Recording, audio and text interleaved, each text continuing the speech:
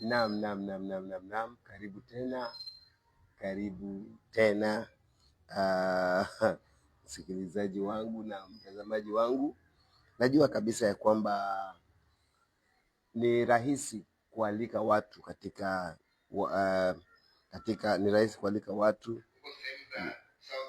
ni rahisi sana kualika watu katika sherehe, lakini baada ya watu kualikwa, baada ya sherehe kuisha, huwa si rahisi watu kuja kusema shukrani. Na ndiposa siku ya leo mimi nimeamua ya kwamba nikaweze kuja niseme kwamba asanteni nyote kwa niaba yangu mwenyewe na kwa niaba ya kanisa la Joshua Baptist Evangelism Center kwa kazi nzuri mliofanya pale jana usiku kwa kuhudhuria kesha yetu. Hakika kabisa kama mungelikuja singesikia vizuri kabisa, singekuwa na ujasiri, lakini kwa vile mliacha shughuli nyingi mkaamua kuja, nimeamua mimi niwe ni baadhi ya wale wanaosema ya kwamba asante sana. Tulikuwa na kesha ya kufana kabisa, tulikuwa na tamasha ya kufana.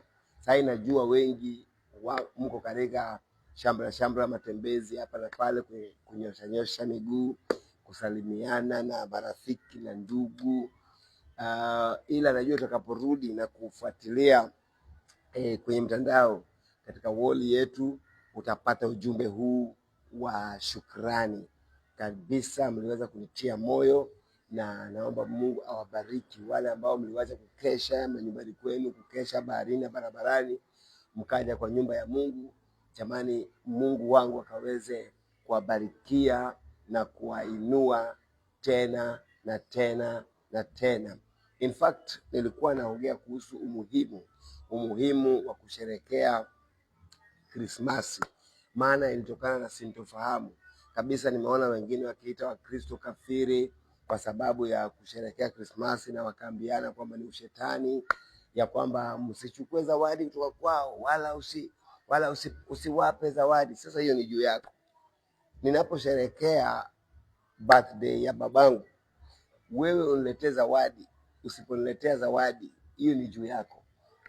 Upokee zawadi yangu, usipopokea zawadi yangu, hiyo ni juu yako. Yale ambayo ninakuongea kwa sasa ni yale emphasis ambayo nimeongea tangu jana, nimeongea katika kesha, na pia nimeongea katika ibada yetu ya asubuhi ya siku ya leo. Ndio bado nazidi kurudia, ni kwamba huenda tarehe haijulikani, mwezi haijulikani, lakini fact remains ya kwamba alizaliwa mkombozi. Na Biblia inasema kwamba wakati huo malaika wakatokezea mamajusi, na walipoogopa, malaika akawaambia kwamba msiogope, kwa sababu leo mjini mwa Daudi amezaliwa mtoto ambaye ni Kristo Bwana. Kama nilivyosema kwamba mbinguni kuwe na nini, wakashangilia mbinguni, na duniani kukawa na amani kwa watu waliojaliwa. Sasa maandiko yanasema kwamba ataitwa Emmanuel, yani Mungu pamoja na wanadamu. Kwa hivyo yote 9 ni kwamba sisi tunasherehekea Krismasi, iwe tunajua tarehe hatujui tarehe, tunasherehekea kwa sababu kuna siku ambao kuna mtu alizaliwa, naye ni Yesu Kristo, akaja kwa mfano wa mwanadamu. Kuna facts nyingi sana ambayo inafanya Yesu anakuwa tofauti na mitume, Yesu anakuwa tofauti na manabii, Yesu anakuwa tofauti na yeyote ambaye alijulikana duniani. Na inabaki wazi ya kwamba ndiye mtu ambaye alikufa, akazikwa, akakaa kaburini, na siku ya 3 akafufuka. Haijawahi kufanyika. Lazaro alikufa akamaliza siku 4, lakini hakuwa amezikwa. Tukumbuke Lazaro hakuweza kuzikwa. Kama kupaa mbinguni, maandiko yaongea kuhusu Enoko aliye pia tembea na Bwana mpaka hakupatikana tena, maana maandiko yanasema Bwana alimchukua. Huyo hakufa. Pia kuna Bwana ambaye anaitwa Elijah. Huyu naye alipaa, ambapo kwamba baadaye lakini hakuonja mauti, lakini huyu walimzika na wakaweka walinzi ili kwamba walinde kaburi lake, na hivyo akafufuka. Na si kufufuka tu, ilikuwa imewekwa jiwe ya kwamba asiweze kuondoka. Wanasema wanafunzi wake wangekuja kumchukua, lakini siku ya tatu akafufuka na akakaa duniani siku 40, na baada ya siku 40 ilipofika akapaa. Siku 10 baada ya siku 40 ambayo ni Pentecost, kukashuka Roho Mtakatifu, the introduction of the baptismal of the Spirit and fire. Kwa hivyo sasa, na kabla wakati huo Tomaso ambaye tunamsema the doubting Thomas, huyu bwana tunamuita doubting Thomas, lakini yeye alimjua Yesu zaidi ya sisi. Maana alisema kama ni wewe kweli, fungua nguo nione kovu, niingize mkono wangu. Kwa hivyo aliingiza mkono, kwa kidole ilikuwa na kovu, kwa ubavu Yesu mahali kulikuwa na kovu aliona. Kwa hivyo kwa niaba ya hao waliokuwa ambao waliogopa tu, lakini it was a confirmation kwamba huyu ndiye alikufa na mkono wake imejeruhiwa na imekuwa na kovu. Kwa hivyo na wakamuona akipaa wakiwa katika mlima wa Mizeituni.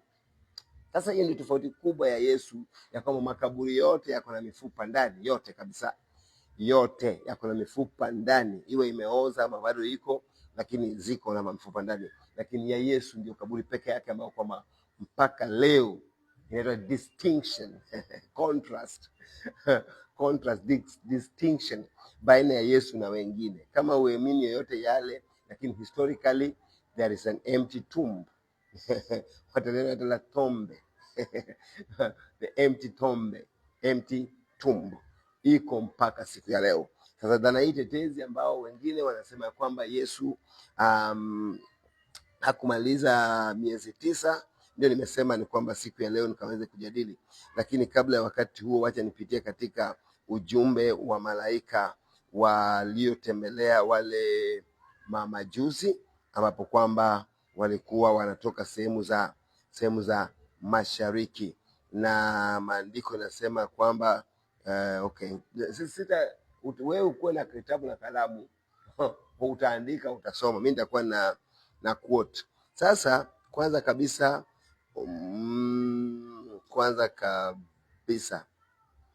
kabisa niliangalia huu ujumbe wa malaika, ujumbe wa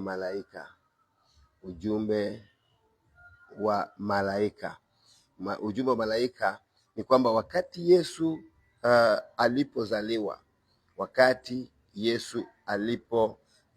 hadithi ya kuzaliwa kwake Yesu Kristo ni hadithi ambapo inaongea kuhusu mfalme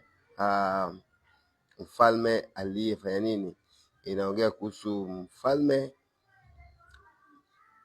wa falme. The birth of Jesus is a powerful story of hope, humility and redemption.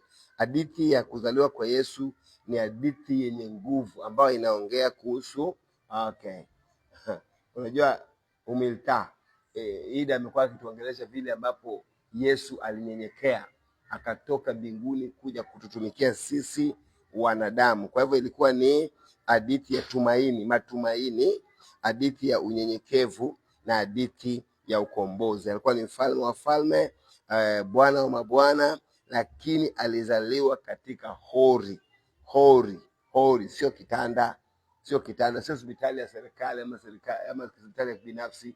Alizaliwa kwenye hori. Hiyo ni unyenyekevu wa kwanza. Akafungwa na vitambaa, na hii inaonyesha kwamba vile Mungu alivyopindua, inaitwa upside down kingdom where the lowly are exalted kama serikali ya Ruto. Unajua hiyo alikuwa anaongea hapo Tom up kabla yeye wakati alikuwa na campaign.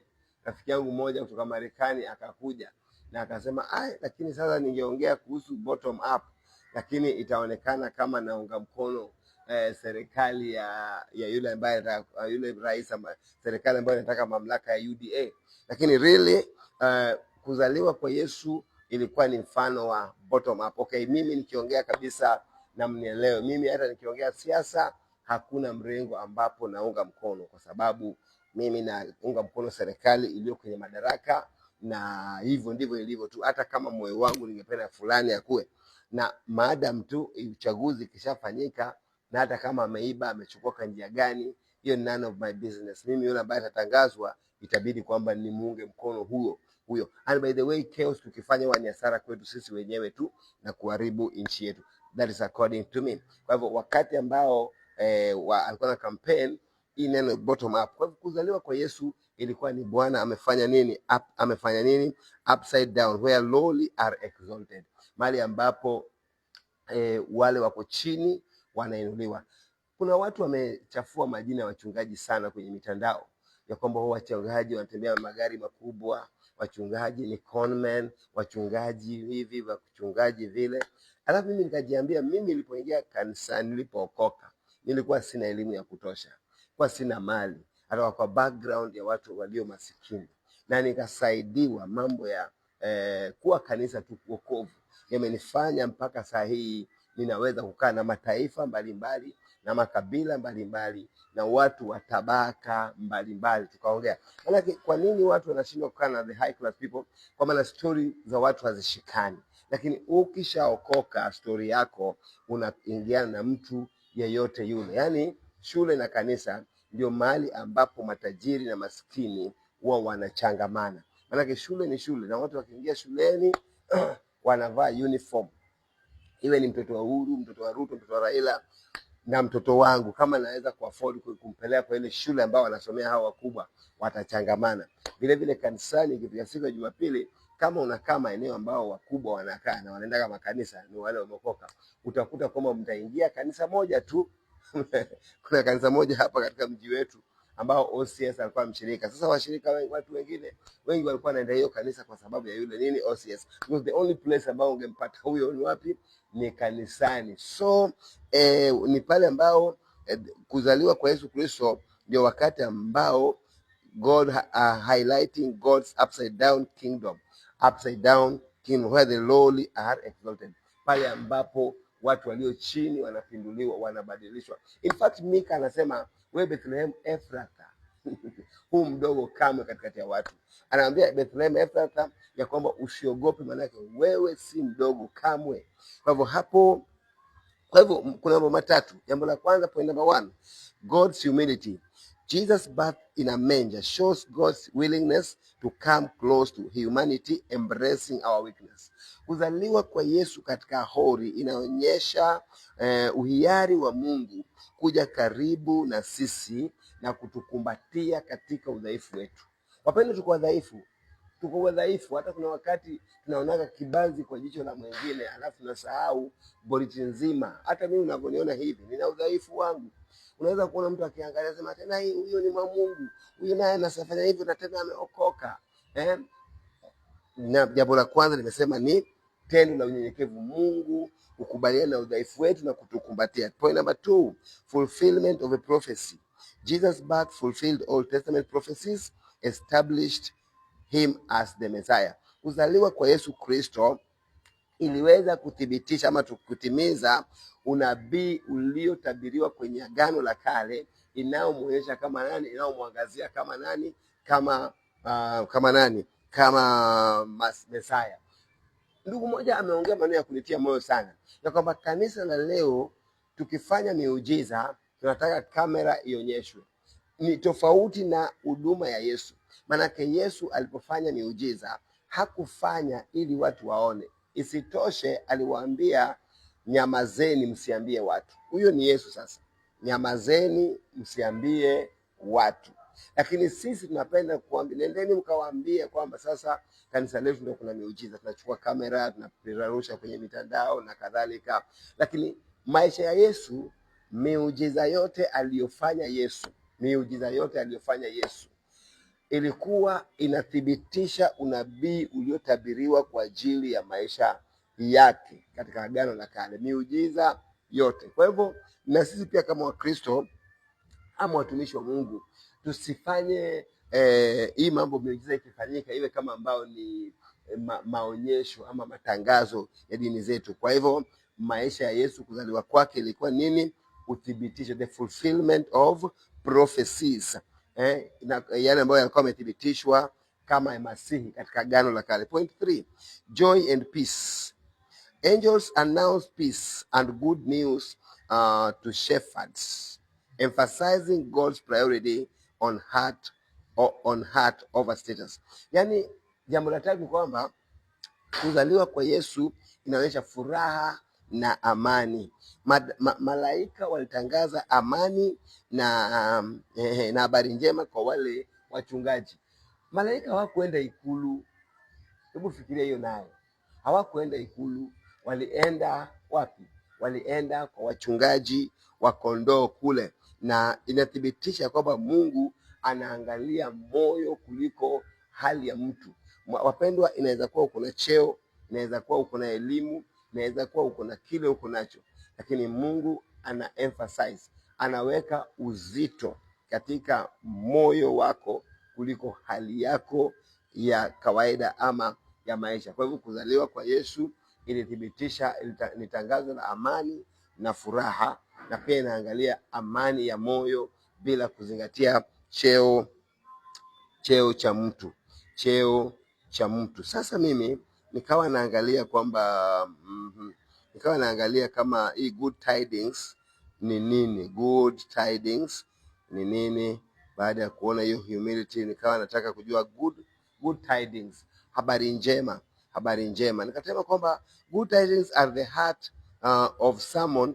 Good tidings are the heart of someone on the mount, where Jesus shares the beatitudes of the message of hope and blessings for those who are often marginalized and overlooked. Habari njema ni kama vile ndio kitovu cha ile hotuba ya mlima, pale ambapo Yesu alikuwa anaonyesha wale waliobarikiwa ujumbe ya baraka na matumaini ya wale watu ambao kwamba walikuwa wamebaguliwa na pia wameonekana kama wako duni. Kwa mfano, utasoma kitabu cha Mathayo mlango wa 5 kuanzia mstari 13 hadi mstari wa 12. Yesu anasema blessed are the poor in spirit, for theirs is the kingdom of God. Yaani heri walio masikini kwa roho, kwa sababu ufalme wa mbinguni ni wao. Unaona, masikini wa roho. Kwa hivyo habari njema ni kuhusu ufalme wa Mungu ambapo inapatikana kwa kila mtu. Unajua, kuna wimbo wangu nimesema, ninaimba Bwana wa mabwana hapokei rushwa, hapokei rushwa, Bwana hapokei rushwa, yeye ni mwaminifu. Kama ingekuwa rushwa, matajiri wangeupata, masikini wangekosa huo uzima. Mbele zake Mungu hakuna tajiri wala masikini, kwake yeye watu wote sawa. Bwana wa mabwana hapokei rushwa, hapokei rushwa, Bwana hapokei rushwa, yeye ni mwaminifu. Badala ya kutaka rushwa, Mungu mwenyewe kamtoa mwana kwa ajili yetu. Bwana wetu Yesu aliteswa, alisulubiwa msalabani kwa ajili yake yetu. Kwa mapigo yake sisi tumepona, tumewekwa huru, tumekombolewa kwa damu. Unaona? Kwa hivyo kama ni kwa rushwa, hata mimi singeokoka, lakini wokovu inapatikana kwa mtu yeyote. Na nashukuru Mungu kwa sababu nafika hivi naongea katika mtandao, kuna mtu ambaye anakufikia ambao hata kanisa huwa uendi, sawa, mikutano yoyote ya kimungu uendi, sawa, lakini unavutiwa na haya mafundisho ambayo ninakufundisha. Neno la Mungu ama kuzaliwa kwa Yesu inaonyesha kwamba wokovu inapatikana kwa mtu yeyote ambaye amekubali. Ndio anasema kwamba habari njema. Kwa hivyo mambo kama katika jambo la kwanza katika hotuba mlimani, number 1, inaongea kuhusu baraka zinazopatikana kwa watu ambao ni maskini wa kiroho, wanaoomboleza, walio wadhaifu, walio na njaa, waliotenda haki, wenye huruma watahurumiwa, wenye roho safi waletao amani, wanaoteswa kwa ajili ya haki. Okay, hiyo ni point number 1 katika hotuba ya mlima. Good tidings, hiyo ni habari njema. Hiyo inaitwa nini kwa Kiswahili? Sikubeba Biblia Kiswahili hapa, lakini kizungu inaitwa beatitudes, hotuba mlimani. Number 2, maandiko yanasema sisi ndio chumvi na nuru Kwa hivyo hii habari njema inatufanya sisi tuwe chumvi na nuru. Siku moja bwana mmoja alinishangaza sana, akasema unapoweka chumvi kwa mboga ilichongoa kiasi. Ndio mimi saa zingine nikihubiri sasa sipigi kelele. Juzi Pastor Richard akaniambia, naongea kuhusu Richard maana ni mwanangu, ukisikia nikiwataja hao ndio watu nakuwa nao karibu, Pastor Richard na Nathaniel, wanangu wa karibu sana wakiro. Akaniuliza, na dadi, siku hizi wewe ukihubiri haubirigi kama zamani, siku hizi ni wewe kama ambao unapiga tu story. Sasa mtu ndiye aliniharibu, alisema chumvi inapowekwa kwa mboga haipigi kelele ya kwamba sasa nimeingia kwa mboga. Chumvi iko kimya, lakini ukienda kuonja ile mboga utasikia ladha ya chumvi. Kwa hivyo, alafu pia ukifika asubuhi hatusikii nuru ikipiga kelele, naja giza ondoka, hatusikii. Wala sasa hii nimewakisha mataa, unaona hapo nyuma yangu kuna hiyo mataa, hiyo mataa ambayo unaona hata uisikii ikiongea haina makelele. Hii taa unaona nyuma yangu haina makelele, lakini si unaona kuna effect. Kwa hivyo Yesu anaposema sisi ni chumvi ya ulimwengu, sisi ni nuru ya ulimwengu, kwamba mahali tunapoingia lazima kuonekane utofauti, bila hata kuongea, bila hata kuomba bila. Sasa hapo ndio nikafanya kwamba hata nikaacha hii mahubiri ya makelele, kwa hivyo napiga story. Kwa hivyo Jesus calls his followers to be the salt and light of the world, shining God's goodness and preserving the truth. Shining God's goodness and preserving the truth. Waangaze wema wa Mungu na pia wakaweze kuhifadhi ukweli. Point 3 katika ile Beatitudes, ile hotuba mlimani, baraka, umebarikiwa, heri heri heri, zile heri katika mlima, love and forgiveness. Naona habari njema ni kwamba kuwe na upendo na msamaha, because Yesu anatufundisha kwamba ilinenwa wapendeni wanaowapenda na muwachukie maadui, lakini anasema sasa pendeni adui zenu. Amri mpya, pendeni adui zenu. Kwa hivyo inafaa tukaweze kupenda adui zetu na pia kuwasamehe wengine. Alafu sikie hii, kuna watu walikuja akaniambia, si kama ulikosewa si usamehe, na kama umesamewa mbona hutaki kukaa na wenzako? Nataka nikwambie ukweli, msamaha haimaanishi ya kwamba tuendelee kukaa pamoja. Kama ulinijeruhi wakati huo, bado sahihi nikija kwako unaweza tu ukanijeruhi. Kwa hivyo tutasameheana, ufuate njia yako na mimi nifuate njia yangu, tuwe na amani. Haimaanishi kwamba sijakusamehe, nimesamehe. Kwa hivyo msamaha unasamehe wanaokosea, lakini nimesema haimaanishi ya kwamba nikiwa nimekusamehe sasa mpaka turudiane tufanye kazi kama zamani. Tumesameheana, lakini tuendelea kuheshimiana. Wewe piga na njaro zako na mimi nipige na njaro zangu, na tuendelee kuishi tukisameheana. Kwa hivyo nimeclarify hapo. Watu kesha kuniuliza, mbona unisamehe na mbona haukurudi? Nilisamehe, lakini kurudi hapana. Na usikuwe na ubaya na mtu moyoni. Na narudia tena, kusamehe haimaanishi kurudiana. Usamehe maadui, hizo ni habari njema. Kusamehe wengine na kutafuta ufalme wa Mungu juu ya chochote kile ambacho tunatafuta. Kusamehe na kupenda maadui, alafu kutafuta ufalme wa Mungu, kuipea ufalme wa Mungu kipaumbele. Sasa basi, kutoka hapo nikawa sasa ninaangazia by the way, kuzaliwa kwa Yesu Kristo inaenda kwenye kitabu cha Luka. Utasoma mwenyewe Luka mlango wa 2 kuanzia mstari wa 1 mpaka mstari wa 20. Wakati Yesu alizaliwa na wachungaji walikuwa wakichunga, na tangazo la malaika kuhusu mbinguni kuna furaha na habari njema kwa dunia na kuwe na amani. Pia tunasoma kwenye kitabu cha Mathayo pia 2 mstari wa 1 mpaka 12, wale mamajuzi walipotembelea kutoka mashariki wakaleta zawadi. Pia utasoma kitabu cha Mika ambao nilikuambia kwamba Mika mlango wa 2 Mika mlango wa 5 mstari wa 2, pale ambapo Mungu anamwambia Mika atoe nabii kwa ajili ya Bethlehem. Anasema, Bethlehem Efrata, wewe si mdogo kamwe katikati ya ndugu zako, maana ndani yako kutatoka nani? Mwokozi.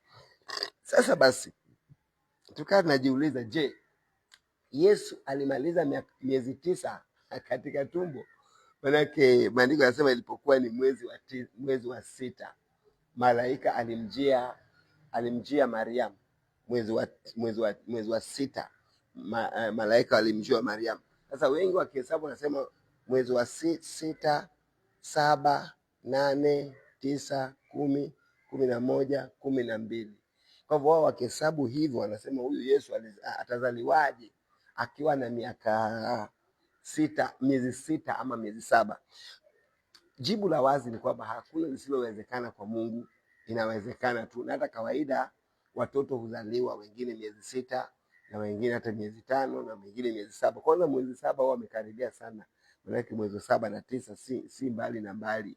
Na zamani kulikuwa kuna incubators wa kuwaweka, so walikuwa na survive hivyo hivyo mpaka akaweze kukua mtu mzima. So unabeba mbali, kuna kufichwa na kufunikwa na manguo na kadhalika nini. Hata ndugu yangu aliwahi kupata mtoto kabla ya siku yake kufika, na mtoto yuko hai mpaka leo. Tulishtuka tukafikiri ataaga, maana alikuwa ndio mzaliwa wa kwanza. Kwa hivyo aliogopa, na labda angekuwa ananifuatilia sahihi, lakini aliweza, hakuwekwa incubator hospitali alikaa nyumbani na mtoto yuko hai na yuko na afya na akili yake timamu. Kwa hivyo ukisema Yesu alizaliwa na miezi 6 ama 7 bado inawezekana, ila sio alifikisha. Nataka ni kukonfirmia kwamba alifikisha miezi 9. Sasa tusemeje? Tunasema hivi, nikawa naangalia kwamba nasema hivi, Yesu kawaida mwanadamu, pia kawaida mwanadamu kawaida, bila kuchokora maneno. Maanake hata sasa ukitaka kutoa kasoro kwa maisha yangu utatoa kasoro wewe. Hata ukitaka sasa kutoa kasoro kwa maisha yangu utatoa kasoro. Kwa bila kutaka kasoro bado tunaamini ya kwamba mtoto akizaliwa ni miezi ngapi? 9. Sasa basi nilikuwa naangazia hiyo, kama miezi 9 iliweza kuingiaje. Ndio tunatambua kwamba kwenye kitabu cha Luka mlango wa 1 mstari wa 36, maandiko yanasema, now Elizabeth your relative is also pregnant with a son, though she is very old. Everyone thought she could not have a baby, but she has been pregnant for 6 months. Mary stayed with Elizabeth for about 3 months, which means she likely arrived when Elizabeth was around 6 months pregnancy, and left just before or soon after John the Baptist was born. Kwa hivyo tunaona kwamba wakati ambao anachukuliwa Bikira Mariamu na amechukua mimba, anaambiwa ya kwamba huyu Elizabeth ana mimba. Anaambia usiogope, maana pia kama unaogopa wewe kwamba wewe ni bikira, unaogopa kwamba wewe ni bikira, si ndio? Shangaa ya feri, manake hata yule nyanya ambaye tu Elizabeth ambaye ni shangazi yako, saa hii ana mimba ya ngapi? Ya miezi 6. Yesu wakati anachukuliwa mimba yake, huyu bwana anaitwa nani? Johana. Na unajua kwa cousins, shangazi yake Maria ambaye anaitwa Elizabeth alikuwa na mimba ya miezi 6. Miezi 6 inakuja vipi? Mimba ya Yohana Mbatizaji ilipatikana baada ya mzee Zekaria alipokuwa ameenda kutoa huduma. Maandiko yanasema kura ilimwangukia aende kutoa dhabihu kwenye madhabahu, mahali patakatifu. Lakini tunasema ya kwamba labda mke wake kule nyumbani naye alikuwa anaomba, anasema bwanangu anaingia mahali patakatifu, aenda kuombea matasa wenye mahitaji mbalimbali, lakini mimi hapa Mungu sinani unipe mtoto. Ndio alipoingia pale katika mimbari, mahali patakatifu, wakati pazia haijapasuka, na walikuwa wanaingia, unafungiwa kamba kwa miguu na unafungiwa kengele. Ndio ile mguu ukivutwa na wewe unapiga ile kengele yako ijulikane bado uko hai. Wakati huo ilikuwa ni hali ngumu sana. Ndio maandiko yanasema alipoingia mahali pale, wewe utasoma tu mlango wa 2 kitabu cha utasoma tu kuanzia mlango wa 1 ya kitabu cha Luka kuendelea, mlango wa kwanza tu kuendelea mstari wa 20 hapo kuendelea, ama utaanza mstari wa 12. Alipoingia kule, ndio maandiko yanasema ya kwamba malaika akamtokezea akamwambia, usiogope Zekaria, kwa sababu mke wako ni mzee, lakini atachukua mimba, utazaa mtoto nabii, utamuita Yohana. Lakini akaanza kubishana na Mungu. Ndio hapo wakati ambapo alipigwa na ububu, akamwambia ishara ni kwamba wewe utakuwa bubu mpaka atakapozaliwa nani? Yule mtoto. Sasa nani alipotoka, ametoka akiwa nani? Akiwa yuko bubu. Alipoenda nyumbani, mke wake akachukua nini? Mimba. Sasa inakujaje mwezi wa 6? Ndio inakuja kwa hii sherehe ambao ninaongea kuhusu, inaitwa Yom Kippur. Nimeongea jana kwa kesha na bado imeniingia sana, maanake mimi sipendi watu wazunguke kwa vitu ambavyo vieleweki. Maanake kuna watu wanasema miezi 6 hakuzaliwa Disemba, maanake miezi 6. Nini wakafiri. Sherehe ambayo inaitwa Yom Kippur. Yom Kippur katika vitabu vya Biblia ilikuwa ni siku ya upatanisho. Yom Kippur, the Day of Atonement, is a significant event in the Bible, particularly in the Old Testament. It is a day of fasting, repentance and seeking forgiveness from God. Hii Yom Kippur ndio siku ambapo Zekaria alikuwa ameingia katika nyumba ya Bwana kwenye madhabahu. Na hii sherehe inapatikana kwenye kitabu cha Walawi mlango wa 16 mstari wa kwanza mpaka 32 na Walawi 16 mstari wa kwanza mpaka 30. In describing the Day of Atonement rituals including the high priest sacrifice for himself and the people. Kuhani mkuu anaingia pale mahali patakatifu, hii inaitwa Yom Kippur. Wanaingia pale mahali patakatifu, anatoa madhabahu ya toba, atonement, ya msamaha, kiunganishi baina. Unajua unagawanya atonement, kitu ambacho kilikuwa kimetenganishwa unaunganisha pamoja katika sherehe ya Yom Kippur. Soma tu kwenye Biblia yako kwenye kitabu cha Leviticus chapter 16 verses 1 to 34, sherehe ambayo kuhani angeingia akatoa kafara. Pia Leviticus 23 verses 26 to 32. It outlines the Day of Atonement regulations and significance. Hiyo inatuonyesha tambiko hiyo vile ambavyo inafanya masharti ya Yom Kippur. Tena kitabu cha Hesabu Numbers 29 verses 7 to 11. It provides additional details on the Day of Atonement and the offerings. Alikuwa anaingia pale na sadaka. Pia akipeleka, kazi ya kuhani ilikuwa ni kuangalia mahitaji ya watu wa nchi, ili ikifika wakati anapoingia mbele za Bwana apeleke hayo mahitaji katika Yom Kippur. Sasa basi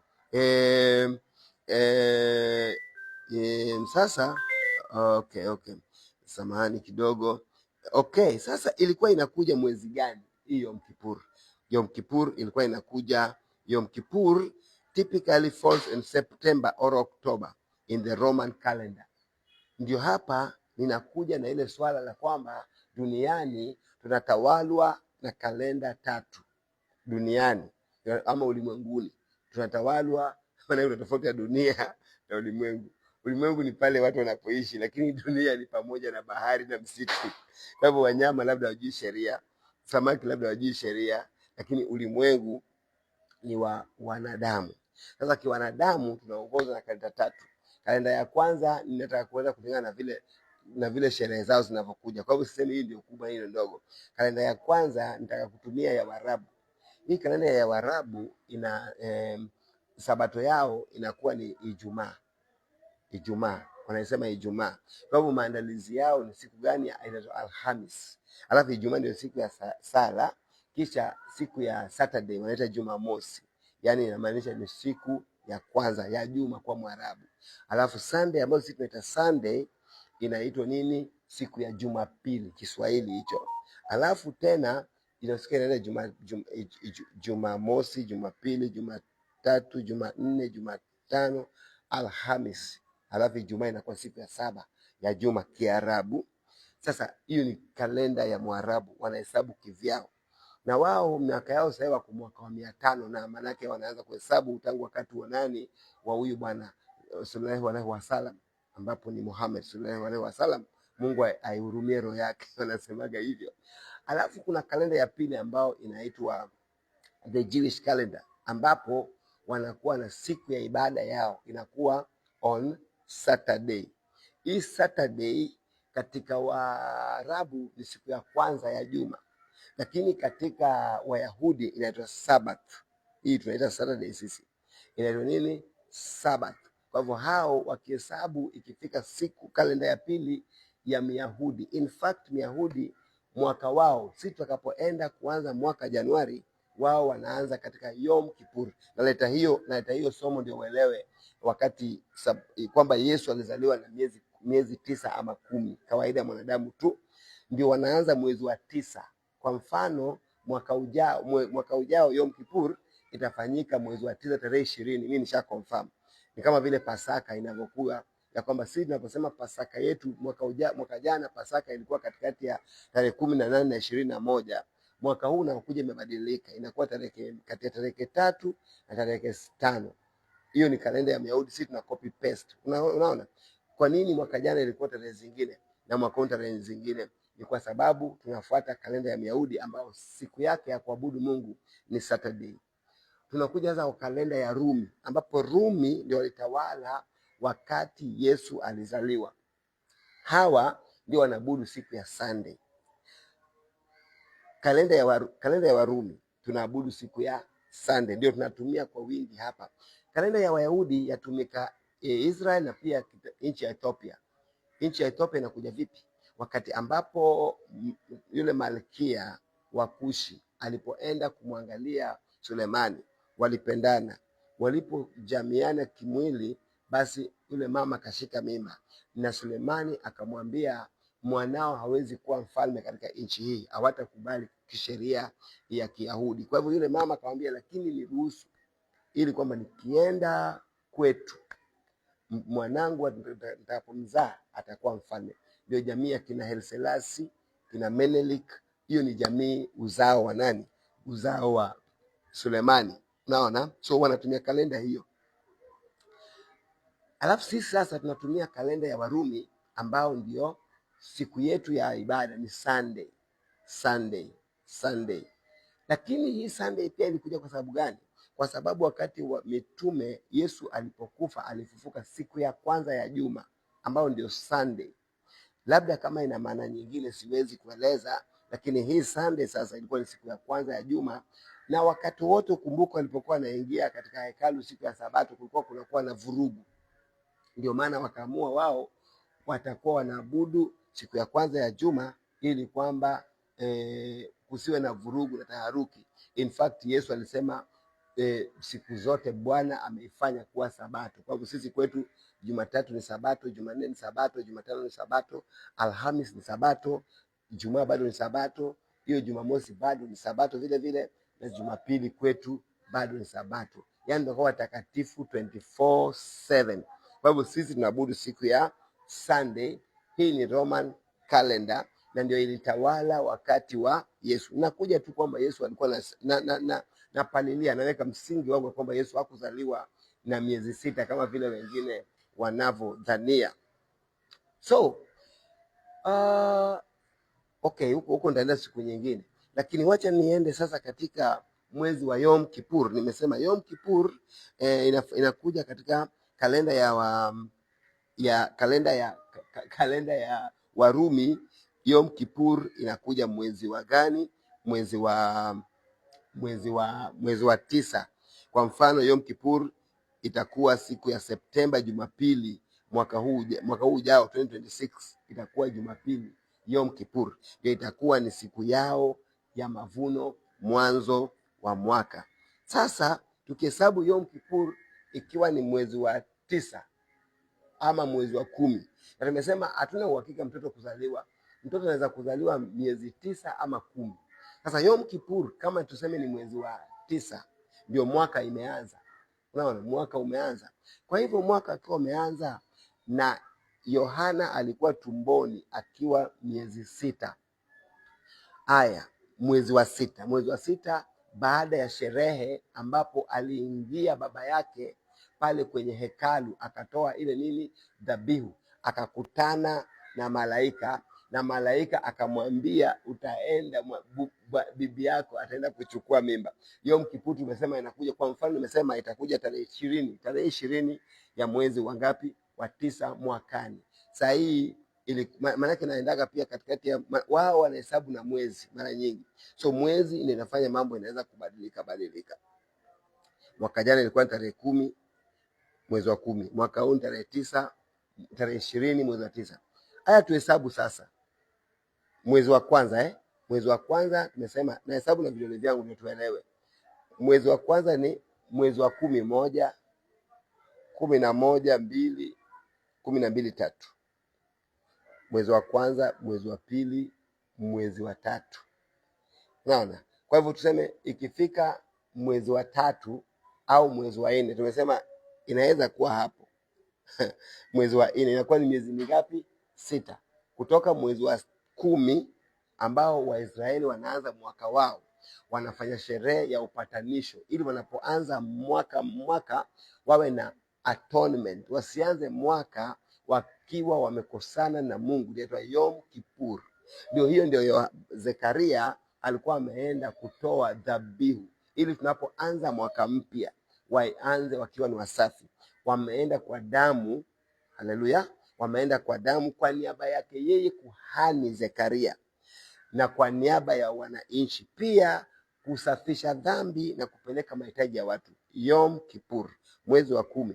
Kwa hivyo tukihesabu Yom Kippur ikifika mwezi wa 4 kabla ya Pasaka. Sasa Pasaka ni wakati wa ukombozi, wanakumbuka vile ambao walikombolewa kutoka Misri kuja katika nchi yao ya ahadi. Kwa hivyo ni miezi 6. Kwa hivyo Yesu mimba yake haikubebwa mwezi wa 6, ilibebwa mwezi wa 6 wa Kiyahudi, ambapo Yohana ndiye alikuwa tumboni, ikiwa ni mwezi wake wa 6, ambapo huo mwezi wa 6 wa Yohana kuwa tumboni ukianza mwezi wa 10 mpaka mwezi wa 4, hiyo ndio miezi 6. So Yesu alichukuliwa mimba mwezi wa ngapi? Wa 4, mwezi wa 4.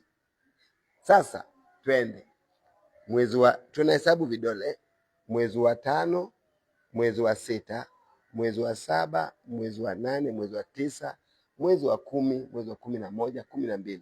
Unaona hiyo ni miezi mingapi? 9. Unaona? Kwa hivyo nimesema kwamba kwa vile mwaka wao inaanzia hapo Septemba, Oktoba, hapo Yom Kippur. Kama nimesema tukihesabu mwaka ujao itakuwa ni September 20th.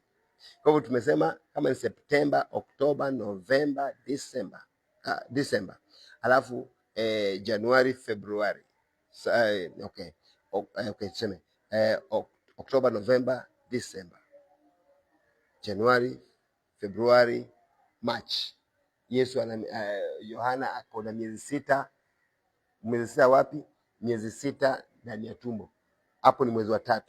Tuanze March, April, May, June, July, August, September, October, November.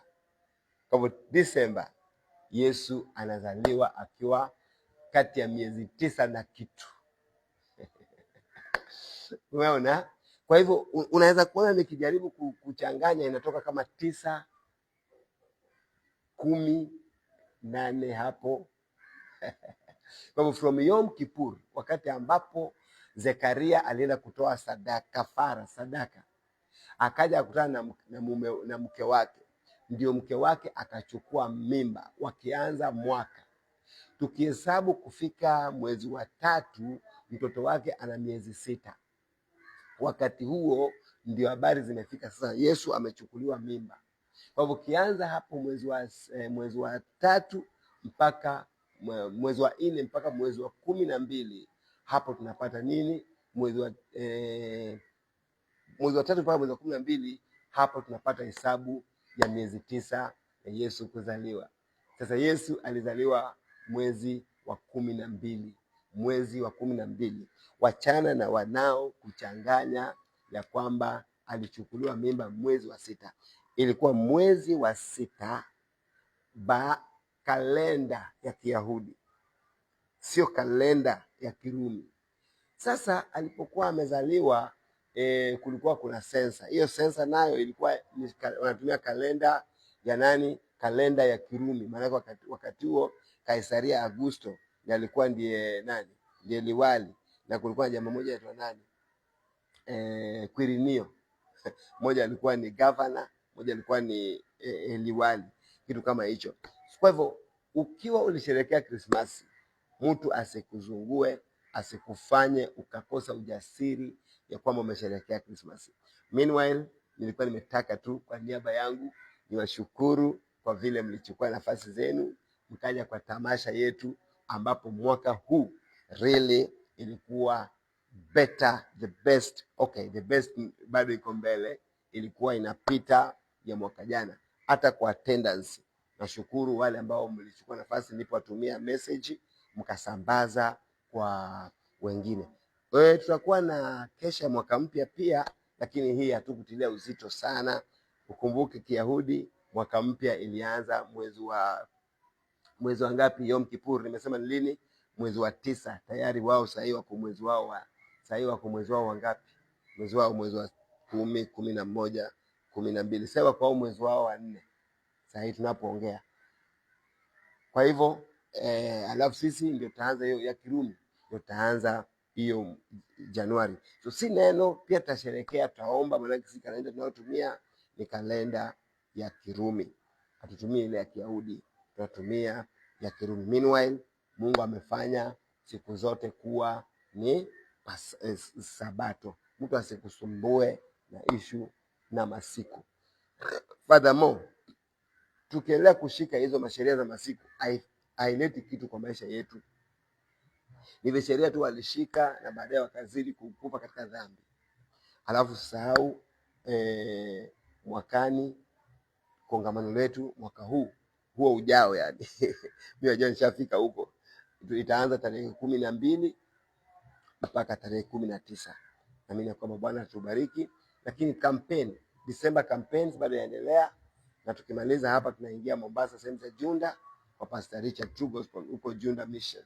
Kipanda tu ule mlima, unapanda na mkono wako wa kushoto, utaona kanisa la True Gospel liko pale juu ya mlima hapo. Basi Reverend Richard Obura yuko pale na tutakuwa pale. Mimi binafsi nitaenda kupiga kambi huko kuanzia tarehe 7. Tutakuwa na mkutano wa ndani revivals, na pia tutakuwa na crusade ya siku 3 zidi kutoka katika maombi. Tukirudi tutakuwa hapa ndani kwa maombi ya 21 days. Immediately sasa nikitoka hapa sasa hivi profile sasa inatangaza 21 days of prayers ambao itaanza tarehe 12 mpaka 31st. Hiyo itakuwa watoto washarudi mashule, na tuombee mwaka huu ambao tumepita. Tulikuwa na majaribu makubwa sana, lakini kwa maana Bwana alitufunika, tumeona ushindi. Kwa mara nyingine moyo wangu umejaa shukrani nyingi, kwa sababu umenitia moyo sana kuhudhuria. Hakika John Wesley aliwahi kusema, kama mtu anadhania anaongoza watu na angalie nyuma akute hakuna mtu anayemfuata, huyu mtu ni mtembeaji. Yani, if someone thinks that he is leading and looks behind and nobody is following, that person is not leading, is just making a walk. But if you are walking and you look behind you and you see one person following you, it means you are not just walking, but you are leading somebody. Kwa hivyo nikitengeneza tamasha kama lile, kama ningelikosa watu, ingelikuwa mimi si kiongozi. Lakini kuja kwako wewe katika tamasha imenifanya nijue kwamba mimi nilikuwa naongoza watu. Merry Christmas and a Happy New Year. God bless you for now.